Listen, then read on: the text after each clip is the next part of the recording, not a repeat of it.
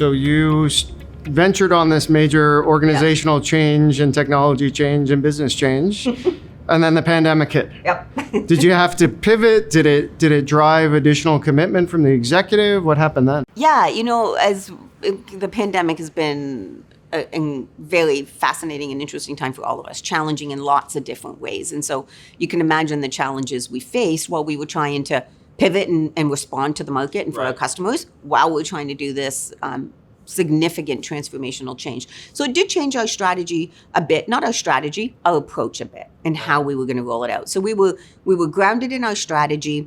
And then we looked to say, okay, while we're doing all of these other things and need to stay focused on how we're responding to the pandemic, how do we still keep moving forward? And so we shifted a little bit. We chose two of our enterprise platforms and we started to implement in those two platforms called our servicing platform and our data as a service platform.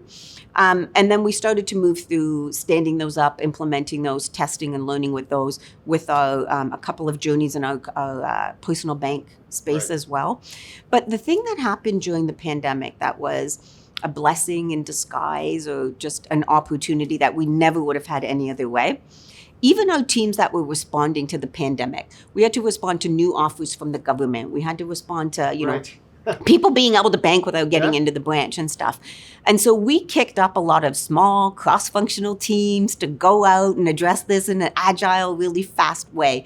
And so really what we did is set up a whole bunch of little pilots and test cases around the organization to deliver those outcomes. And what it did for us is it did a couple of things. One, it proved to the senior executives, let's admit, they were still a little bit, okay, I get it. I get the strategy. I don't know about seeing this thing in action. Right. So they saw it in action. They saw the colleagues and it proved, wow, we can actually do this. We can empower our colleagues. These small cross-functional teams really make a difference.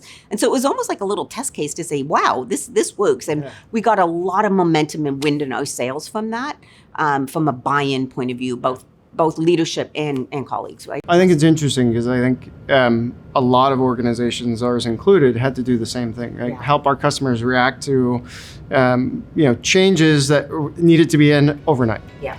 And the ones that were most successful were the ones that already had dabbled with Agile and were on that train.